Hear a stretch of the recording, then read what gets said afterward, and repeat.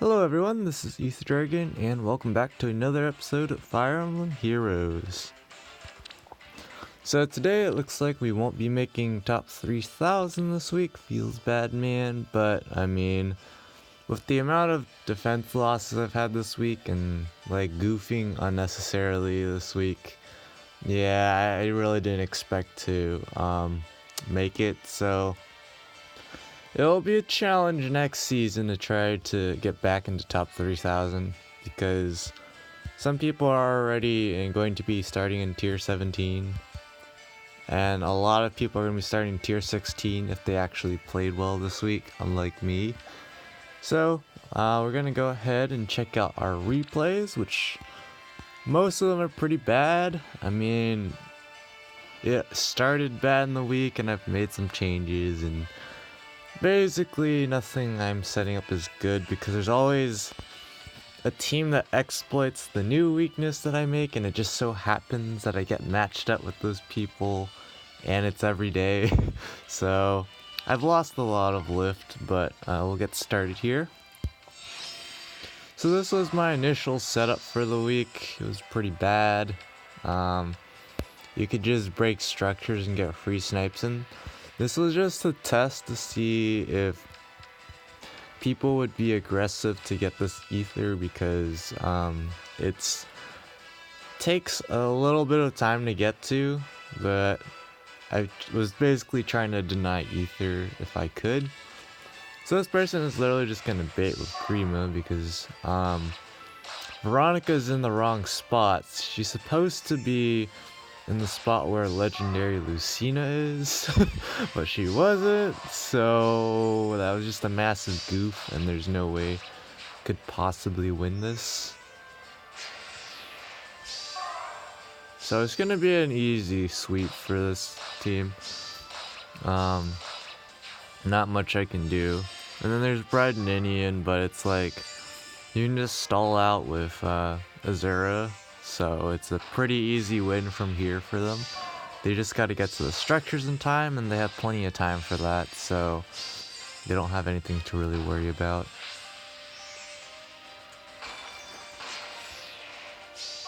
So yep, definitely Omega Cheese, but I mean, this team just like, yeah, with such an improper setup, it's no surprise that I couldn't get any kills off this team. So of course, I guess to be fair, I did take them 6 turns, but that's pretty standard on really good setups. You usually need all your turns. But let's go to this person next. And so I changed my setup a little bit, and basically this team showed that I didn't set up my traps very well, because mobility becomes a really important factor. So here I was just basically trying to waste people's time by giving basically a free ether. And so it gives like a bit of extra time on my hands, and so what I didn't realize was people are running double dancers now, so this kind of trap setup doesn't work very well. But this person just basically uses the bolt trap to get into Wings of Mercy range.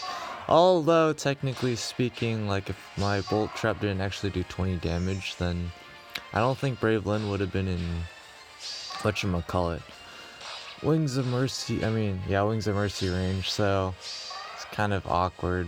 That's basically what the bolt trap is doing for me nowadays. It's helping set up people's Wings of Mercy, which is really counterintuitive, but as you saw in my most recent Ether Raids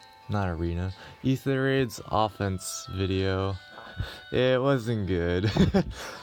Getting memed by that 30 damage bolt trap because I forgot the bolt trap can do more than 10 damage, but kind of an oh well. This team is basically just going to use Loki's gravity ploy effect basically to get a free win again.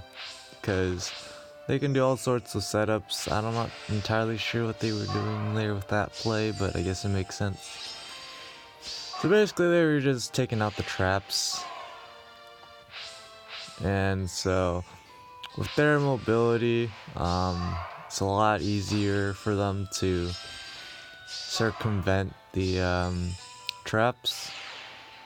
As you can see, of course they're chipping themselves down, but so here I get kind of memed, and Nino only gets killed by 2 points against Olivia. I don't know if they damage calced it or anything, so I have no idea what people do nowadays, but it's pretty much an easy win for this team. They don't really have to do much because they have cav movement, so the place on my ether structures isn't too relevant. They can just easily get in. They have Wings of Mercy as well, so they can just trap Ninian. Of course, it came down to their last turn, but it's Bride Ninian, so it's not that hard to kill. So we did get a kill off of that, which was pretty nice. This person I beat on offense, and so came back for revenge. And they just have a decent setup. This isn't an OP setup by any means. Like, sure they have Vantage, like Steady Stance 4 is interesting, but like, the team's alright. I think the main issue with it is if there's too many enemies to deal with. This team doesn't seem like it can take down really well built 5-man teams. But I don't know. Maybe it's just me getting memed by the matchmaker every now and then too often. Anyways, Erica barely manages to pull off the kill, but with drag back she can proc Gale Force, and it's just easy Gale Force shred. So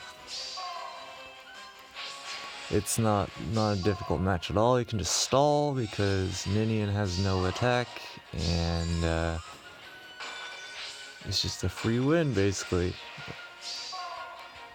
I still need to figure out who I can build long term as a Gale Force cav that's not Brave Roy, because like I have plus attack minus defense Brave Roy, but he doesn't get an auto double and he's not fast enough, so it's a massive problem. But anyways, then we go into this team. It seems backing the good old Reinhardt, and I've changed my setup up yet again. And I was doing some memes like doing funny chip damage Nino that never really worked. Like, she either dies or just keeps repositioning, which is what kind of I want, because most of the time if she were to attack, then she would probably die. So, and tactics room is a big problem with my team, but you know, pretty not so budget team. I mean, like, they have some plus 10 units. They have Reinhardt at plus 10 as well, because why not? So gravity ploy is going to be an issue here. Basically allows them to start the combat pretty easily because of gravity ploy. And legendary Lucina though is going to pick up the kill because of attack defense bond being active. So that's where I get to meme a kill. I don't know if they expected Azura to tank Lucina. Maybe they didn't do their daily damage calcs Kappa. Well, that seems to be like a recurring theme. A lot of people, when they're facing my team, they either luck out or they just have a solid team. It's like, it just so happens that some scenarios occur where they happen to have the right build to maybe not kill or get the exact kill or something on my units. But yeah, this wasn't too challenging because Obstruct FE got manipulated around, so that wasn't a really good match. A big problem with my team right now, my current setup, is you can just stall after you initiate combat. You can just stall. So yeah, just continuing the trolling. This person only has a level 2 fortress, but I guess that does come into play. Like, they have an okay team. Like, this team gets pretty walled pretty hard by some teams that punish only having really squishy units, because as you'll see here, we can get some free chip damage in with Veronica, and Future Vision trolling as usual on the unsuspecting folks. I found this really funny how Ophelia had to double the kill, and if it weren't for the bolt tower, she wouldn't have killed. So that's kind of awkward. But Nino's gonna get the Windfire Balm debuff because of Panic Play, but she still kills through, which is like, what? Really? Here I could have used Vantage or something to get a troll kill, I think, but it doesn't really matter. I managed to deny this team the Ether, which is pretty good, I guess. Not the greatest team, but again, didn't affect my lift at all because that was after losing this match, so. Now this match is just a complete steamroll. Again, another Horse Emblem. But again, they're pretty heavily merged, you know. I seem to fight a lot of people with really either well-built units, well-merged, or whatever. So this setup just has a gaping weakness of approaching from this way. My intention with this was to make it enticing to go this way, because I was doing some calculations and it's like, this team can troll some Horse Emblems, and so this person actually took 5 turns to set up, which is kind of what I wanted, but of course Lucina just gets bopped, and here the punish is, of course, Veronica does quite a bit, but it's not enough, so Reinhardt's just going to take him out, and Bravelyn here is just going to get a perfect one shot on Nino. Feels bad, man. The setup is really reliant on my units staying alive a lot, but Obstruct's not exactly coming in clutch here, is more of the time, but Obstruct would have made it been a troll here because they can't move past Effie. So Obstruct might have come into play there if, say, they had one more turn, but I doubt it. It was just a troll setup, and again, this person beat them on offense, so they come back for their revenge, and it's a pretty easy revenge because they have tactics room here, which prevents Veronica from attacking, so they just get an easy legendary Hector bait. So my team's incredibly weak to the structures right now. I don't really have any competent melee units, but Hector couldn't one-shot, which I found decent enough. I mean, that's what El Nino does on a daily basis. But yeah, this is gonna be free kills because Veronica's stuck in the back.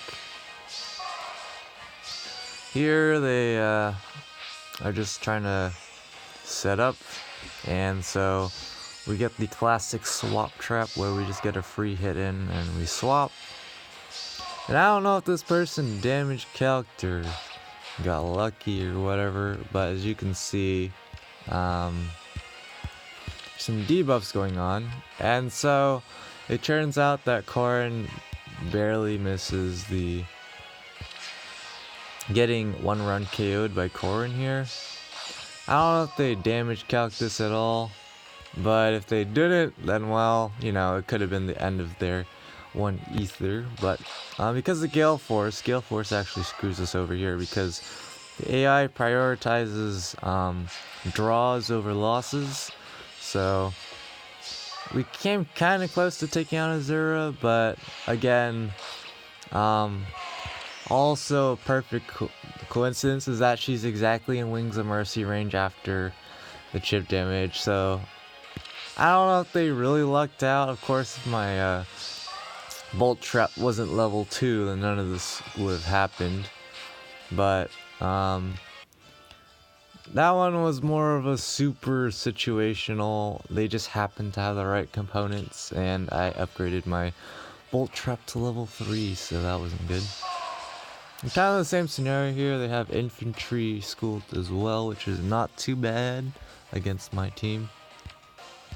They just have a lot of chip damage, and they have a decently tanky Obero, so just gonna have Veronica attack, and Teacher Vision doesn't proc because Obero isn't a ranged unit, but as you'll see here, excuse me, that my team just loses getting stalled because Veronica overextends all the time, and bad things happen, so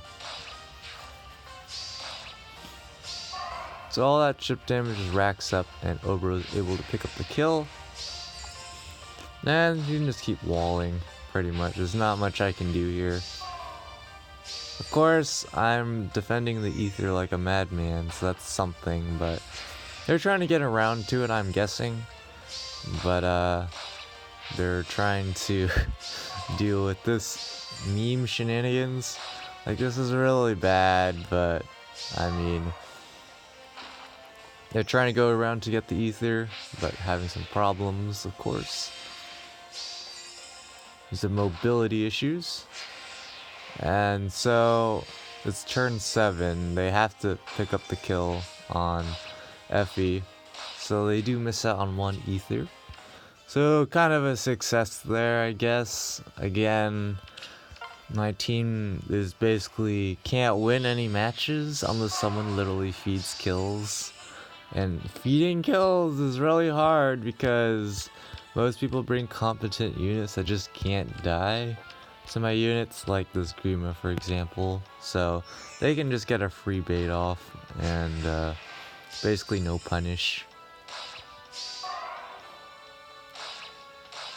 So Grima's just gonna take out most of my team, and Legendary Lucina goes around to because they're both targeting Lilna, so I'm pretty sure this person is pretty good with AI manipulation, because here they just use Lilna here to manipulate Effie so they can just walk around and get the last ether structure. Because otherwise Obstruct would have trolled if she was going the other way. So they just get an easy win here. Just solid AI basic AI manipulation. Then we have this person here with kind of a similar deal. Catapult doing its thing. But again, heavily merged unit. This seems to be a really common pattern where I get decently merged teams and stuff. Like, I'm seeing other people around my lift getting people with like unmerged units and things, and it's a lot harder to win when you're just down stats. I'm not gonna lie. So I'm guessing they're just prepping here. I haven't seen this replay yet, so they're just prepping for the bait. So we have Veronica here, and I'm pretty sure they're probably aware that Legendary Lucina is going to use Future Vision, so they can use that to their advantage. Not entirely sure what they're trying to do here, but I guess it makes sense because Faye just kind of walls everything on my team. So there's my semi-troll backup setup.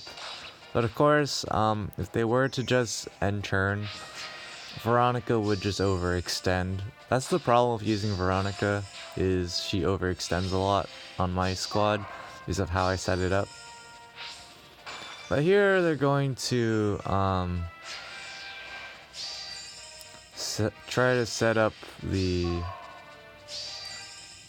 getting the last ether structure, but they realize they just have to settle for 1, and so I deny another ether structure. Like, my setups are okay at denying ether structures. I was trying out this one to see if I could waste people's time going for that quote-unquote free ether structure if they invest enough turns into it. Turns out though that it only takes 2 turns to get it safely, if you of course aren't affected by Tactics Room. So for them it's 3 turns, so it's not a big deal. They really didn't lose much out of that, so they can just get an easy sweep here.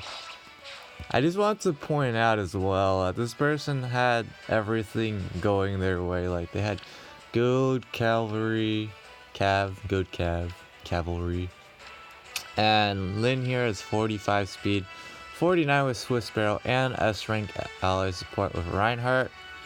And so she gets 55 speed, sorry, which is enough to double Nino, who only has 48 speed now.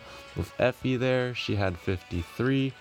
So Braveland's actually able to pick up the 2-shot here, which is pretty important in this instance because otherwise you have to invest another attack into taking down Nino. So here they can just pick up the easy win here. Not too difficult again. But yeah, I'm pretty sure that person, if I geared up more speed, then it would be much more difficult. I don't know if I should invest into speed though, because I am, I was shown, I just got another defense loss, or was that already there? I don't remember, but here we just have a pretty decent team, but it's lacking in close quarters engagements, which is where my team is okay in, because the team this setup is designed to kind of just be a troll in that respect. So it's really hard for this team to start. And so that bolt trap, just good repositioning. And they took out the healing tower, so they can just go ahead and pick up the kill here. The problem is they don't really have any way to deal with everything. So Azera's just gonna fall to Nino, and Future Vision's gonna proc and take out Ike. So now, so that's where they lost their 2 units, and from here, I get memed for placing my gravity trap there. If my gravity trap was there, or heavy trap, sorry. If my heavy trap was there, I probably could have picked up all 4 kills. But it's all the RNG, man. It's like if you move it to one, if you move all your traps onto one side, then the other side's completely vulnerable. If someone like thinks Galaxy Brain, it's like this person would obviously place their traps here, so these 2 are obviously fake. So like now, recently I've been doing these 2. We'll see how this team does, because again, I don't think this was here. Here they're going to do the same thing, bait in Legendary Lucina, and here's where stalling just pays off, because Veronica's just going to overextend again. So yeah, nothing much I can do there to prevent Veronica from overextending, but from here it's a pretty easy win, because they can just force a drawback loop, which in some scenarios could be a troll, but in this case it's not. So they have tactics room as well, so there's not much I can do there.